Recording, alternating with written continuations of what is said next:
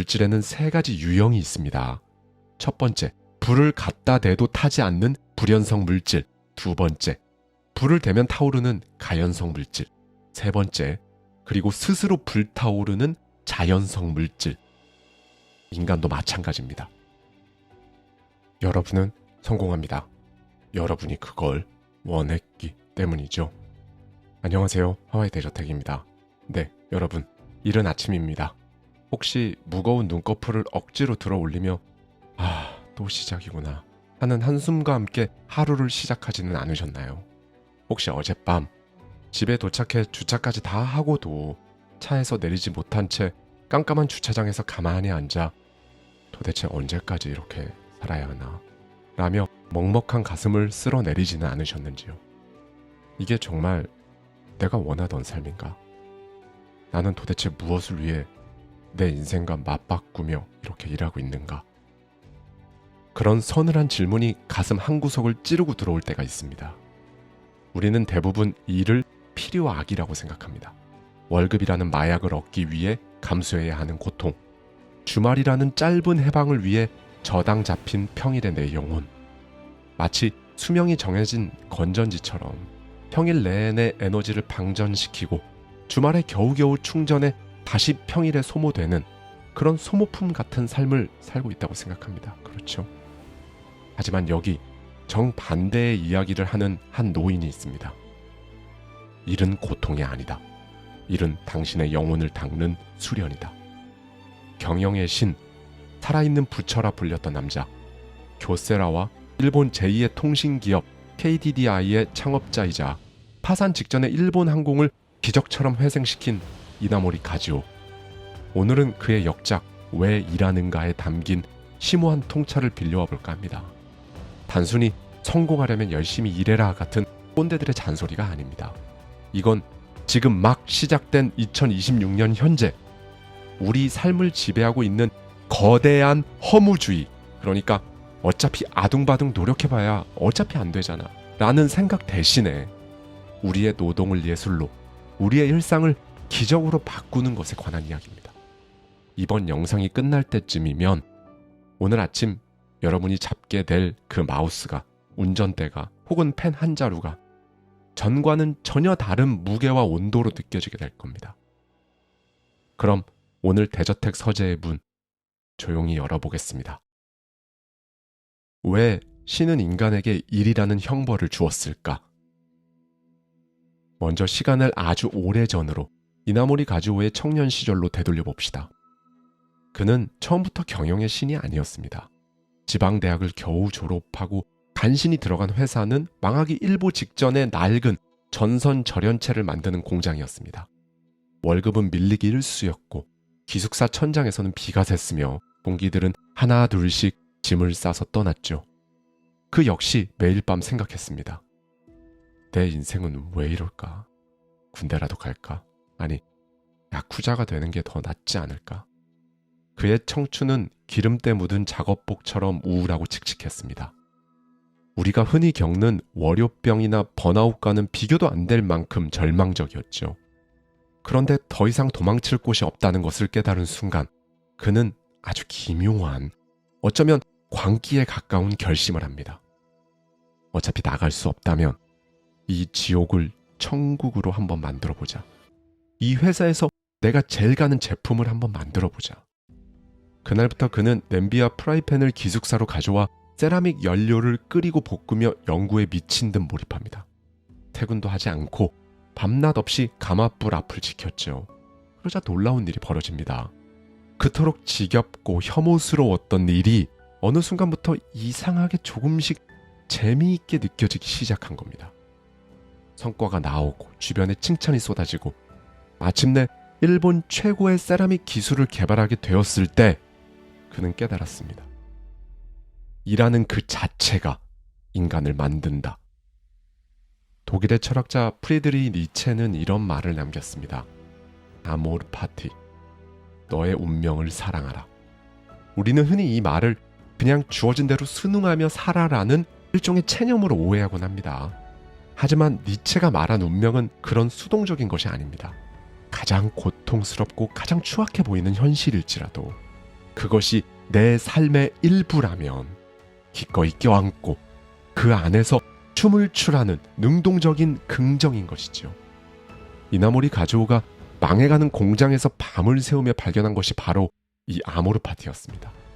환경을 탓하고 상사를 욕하고 자신의 불운을 저주하는 대신 그는 자신에게 주어진 일이라는 운명을 뜨겁게 사랑해버리기로 작정한 것이죠.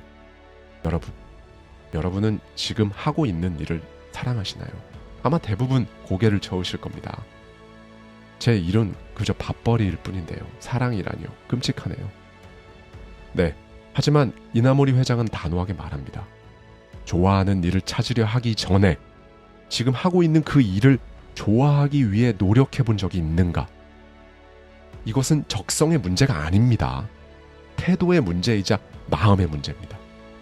행복해서 노래하는 것이 아니라 노래하기 때문에 행복하다는 윌리엄 제임스의 그 날카로운 통찰처럼 우리는 일을 사랑하기 때문에 몰입하는 게 아니라 미친 듯이 몰입하다 보니 그 일이 조금씩 좋아지고 애정을 갖게 되는 것이죠. 그것에 내 영혼을 불어넣기로 마음먹는 순간 그 일은 단순한 노동을 넘어 창조가 됩니다. 신은 디테일 안에 숨어 있다. 우리가 일을 대하는 태도를 바꿀 때 가장 먼저 일어나는 변화는 무엇일까요? 바로 디테일에 집착하게 된다는 겁니다. 누가 시키지 않아도, 보너스를 주지 않아도 스스로 기준을 높이고 그 기준에 도달하기 위해 자기 스스로에게 더 엄격해집니다. 르네상스 시대의 거장 미켈란젤로의 일화를 예로 들어볼까요? 그가 바티칸 시스티나 성당의 천장화를 그릴 때의 일입니다. 그는 높은 비계 위에 누워 천장 구석구석 보이지 않는 곳까지 엄청난 정성을 쏟아 그림을 그렸습니다. 목이 꺾이고 물감이 눈에 들어가는 고통 속에서도 그는 붓을 멈추지 않았죠. 어느 날 친구가 물었습니다. 미켈란젤로, 그렇게 구석진 곳은 밑에서 보면 보이지도 않아. 누가 안다고 그렇게까지 고생을 하나? 그때 미켈란젤로가 짧게 대답했습니다. 내가 알지. 이나모리 가즈오 회장 역시 비슷한 이야기를 합니다. 제품을 만들 때 손이 베일 정도로 완벽하게 만들어라. 신이 돕고 싶어서 안달이 날 정도로 일해라. 그는 한 기술자가 제품을 개발하다가 벽에 부딪혀 괴로워하고 있을 때 그에게 이렇게 물었다고 합니다. 자네 그 제품을 껴안고 자보았나? 제품이 자네 꿈에 나올 정도로 간절히 기도해 보았나? 너무 과하다고 생각하시나요? 아니면 광기라고 느껴지시나요? 하지만 세상을 바꾼 모든 혁신은 이런 거룩한 광기에서 나왔습니다. 애플의 창업자 스티븐 잡스도 그랬습니다. 그는 어릴 적 아버지에게 목공일을 배웠는데요. 가구의 뒷면, 즉 벽에 붙어 아무도 보지 못하는 부분까지 가장 좋은 나무를 써서 매끄럽게 다듬어야 한다고 배웠습니다. 아무도 안 보잖아요. 라는 어린 잡스의 질문에 아버지는 미켈란젤로와 똑같이 답했죠. 하지만 네가 알잖아. 그리고 진정한 장인은 보이지 않는 곳을 속이지 않아. 이 철학은 훗날 애플의 컴퓨터 내부 회로까지 아름답게 배열하는 잡스의 완벽주의로 이어졌고요. 오늘날 아이맥과 아이폰이라는 예술품을 탄생시켰죠. 우리가 일을 하며 느끼는 권태와 허무함은요. 어쩌면 일이 힘들어서가 아니라 우리가 그 일을 대충 하고 있기 때문일지도 모릅니다. 적당히 월급만큼만, 적당히 욕먹지 않을 만큼만 그렇게 타협하는 순간 일은 우리에게 아무런 영감도 기쁨도 주지 않는 고역이 되어버립니다. 하지만 그 일을 나 자신을 표현하는 무대라고 생각한다면, 내 영혼에 지문을 남기는 작업이라고 생각한다면 어떨까요? 서류 한 장을 작성하더라도, 커피 한 잔을 내리더라도, 나사 하나를 조이더라도 그 안에 나라는 존재의 존엄을 담는 겁니다. 그때 우리는 비로소 노동자가 아닌 장인이 되고 예술가가 됩니다. 인생의 방정식, 능력 곱하기 열의 곱하기 사고방식. 이나모리 가즈오는 인생과 일의 결과를 결정하는 유명한 그 방정식을 제시했죠. 아마 들어보신 분도 계실 텐데요. 인생의 결과는 능력 곱하기 열의 곱하기 사고방식. 여기서 중요한 것은 덧셈이 아니라 곱셈이라는 점입니다. 100점 만점에 능력이 90점으로 아무리 뛰어나도 열의가 10점밖에 없다면 결과는 900점밖에 되지 않습니다.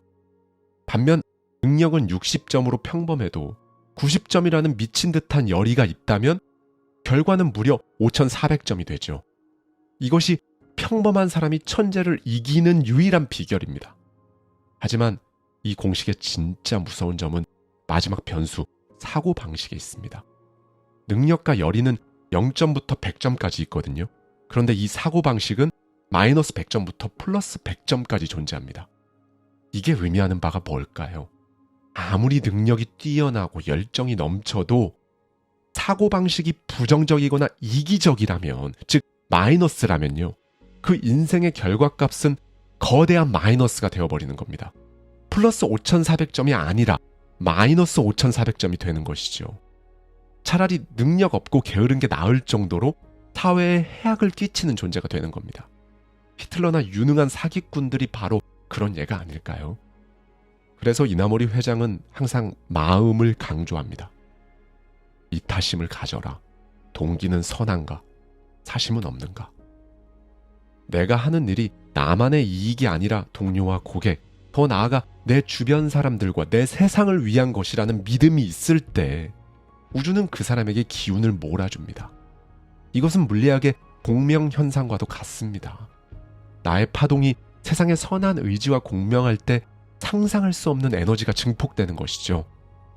반 고흐가 밀밭에서 그림을 그릴 때 그는 돈 벌기 위해 붓을 든 것이 아니었습니다.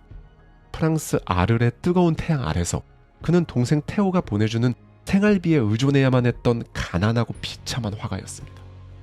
세상은 그의 그림을 거들떠보지도 않았고 그는 지독한 고독과 광기 속에 갇혀 있었죠.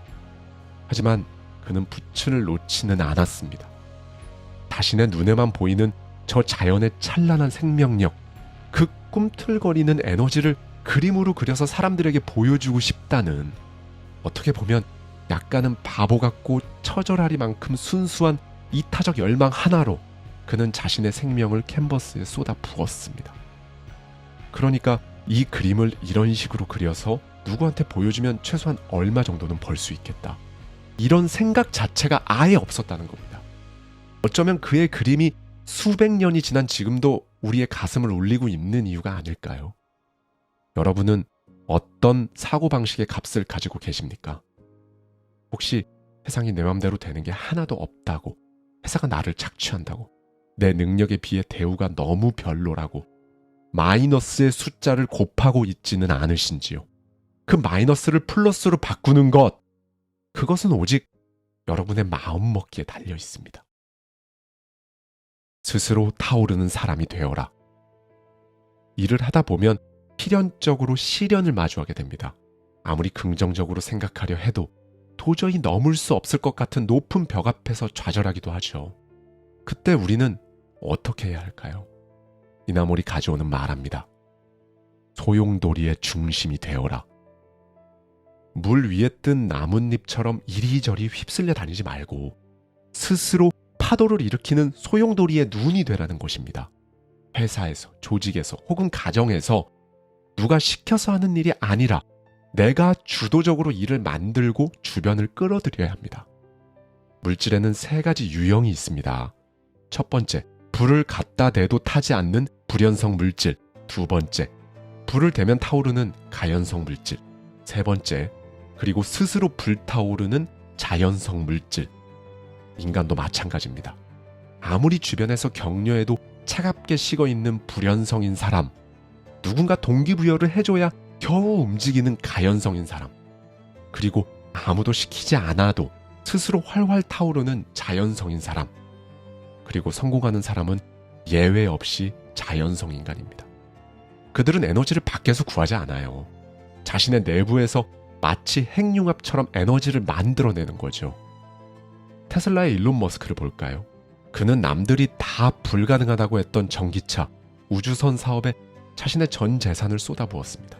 정말 막대한 자금을 쏟아부어 만든 로켓들이 공중에서 계속 연일 폭발하는 바람에 정말 파산 직전까지 갔어요. 그런데 그는 그때 바다에서 수거한 우주선 파편 조각들을 모아놓은 비닐하우스에 쪼그리고 앉아서 직원들에게 이렇게 말했다고 합니다. 저는 절대로 포기 안 합니다. 절대로. 제가 숨을 쉬고 있는 한 포기는 없습니다. 그는 스스로 거대한 불꽃, 소용돌이의 눈이 되어 주변의 뛰어난 인재들을 자기 중력장 안으로 끌어들인 거죠. 그러면요, 여러분. 이렇게 스스로 타오르기 위해서는 도대체 무엇이 필요할까요? 바로 오늘을 사는 힘입니다. 이나모리 회장은 미래를 너무 멀리 보지 말라고 조언합니다. 너무 먼 미래를 걱정하다 보면 정작 오늘의 발걸음이 무거워지기 때문이죠. 대신 오늘 하루를 맹렬하게 살아라고 합니다. 내일은 내일의 바람이 붑니다. 우리가 통제할 수 있는 유일한 시간은 지금 여기뿐인 거죠. 넬슨 만델라는 27년이라는 긴 세월을 감옥에서 보냈습니다. 좁은 독방, 희망이라곤 보이지 않는 채석장에서 매일 돌을 깨는 고된 노동을 강요받았어요. 27년을 말입니다. 보통 사람이라면 미쳐버리거나 삶을 포기했을 그 지옥 같은 시간 속에서도 그는 자신의 존엄을 잃지 않았습니다. 그는 돌을 깨는 단순 노동조차 내 인내심을 단련하는 수련이라고 여겼고 감옥 안의 좁은 텃밭을 가꾸며 생명을 돌보는 기쁨을 찾아냈죠. 그에게 하루하루의 노동은 형벌이 아니라 미래의 자유를 위해 스스로를 준비시키는 거룩한 의식이었던 겁니다. 그 태도가 결국 그를 그리고 한 나라를 구원했습니다. 신이 손을 뻗어 도와주고 싶게 하라. 마지막으로 이나모리 가조가 전하는 가장 신비롭고도 감동적인 이야기를 해드리고 싶습니다. 그가 수많은 난관을 뚫고 신제품 개발에 성공했을 때 그는 그것을 자신의 능력이 아닌 신의 선물이라고 표현했습니다. 그는 이렇게 말했죠. 인간이 진실한 마음으로 일에 몰입하여 무아지경의 상태에 도달했을 때 신은 그 모습을 가엾게, 아니 기특하게 여겨 촛불을 켜준다. 지혜의 장소라는 곳이 있다. 우주 어딘가에 진리의 창고가 있어서 죽을 힘을 다해 노력한 사람에게만 신이 그 창고의 문을 살짝 열어 아이디어를 보여준다. 여러분은 혹시 이런 경험이 있으신가요? 며칠 밤을 새워 고민하던 문제가 샤워를 하다가 혹은 산책을 하다가 거짓말처럼 툭 하고 풀리는 순간, 마치 누군가가 내 귀에 정답을 속삭여준 것 같은 전율. 이나모리에 따르면 그건 우연이 아닙니다. 여러분의 치열한 노력이 임계점을 넘어 우주의 진동수와 공명했을 때 일어나는 일종의 기적인 것이죠. 수행자가 산속에서 면벽 수행을 하듯 우리는 사무실에서, 공장에서, 거리에서 일이라는 수행을 하고 있는 겁니다. 그렇게 생각하면 상사의 잔소리, 까다로운 클라이언트의 요구, 매일 반복되는 지루한 업무들, 어렵고 힘들죠. 하지만 어쩌면 이 모든 것들이 내 영혼을, 나라는 사람의 그릇을 단련시키기 위해 신이 보낸 가장 정교한 시험지는 아닐까요? 여러분의 일터는 어디입니까? 먼지 날리는 공사장입니까? 숨막히는 사무실입니까? 아니면 고소한 냄새가 진동하는 주방입니까? 그곳이 어디든 상관없습니다. 그곳은 여러분이 생계를 꾸리는 곳이 아니라 여러분의 영혼을 연마하는 성소입니다. 공포소설의 거장 스티븐 킹은 글 쓰는 일을 노동 그 자체로 생각했다고 해요. 그는 영감이 떠오르기를 우아하게 기다리지 않았습니다. 생일이건 휴일이건 상관없이 매일 아침 책상에 앉아 마치 출근 도장을 찍듯 글을 써내려갔죠. 그는 말합니다. 아마추어는 영감이 찾아오기를 기다리지만 프로는 그냥 아침에 일어나서 일하러 간다. 네, 여러분. 내일 아침 회사 가는 길이 갑자기 꽃길로 변하거나 지겨운 업무가 게임처럼 재밌어지는 기적은 일어나지 않을 겁니다. 현실은 여전히 냉혹하고 지루하겠죠. 미국의 저널리스트 제이콥 리스가 남긴 석공의 이야기가 생각이 나는데요. 석공은 바위를 깨기 위해 망치를 100번씩 두드립니다. 아무리 내리쳐도 바위에는 금조차 가지 않는 것처럼 보여요. 하지만 101번째 망치를 내리치는 순간 바위는 두 조각으로 쩍 하고 갈라집니다. 그것은 101번째 망치질 때문이 아닙니다. 앞서 내리친 100번의 두드림이 있었기 때문입니다. 이나모리 가조 역시 말했습니다. 남들이 놀라워하는 위대한 성취는 남들이 보지 않는 곳에서 흘린 평범한 땀 한 방울의 합이다. 우리 일상이 그렇습니다.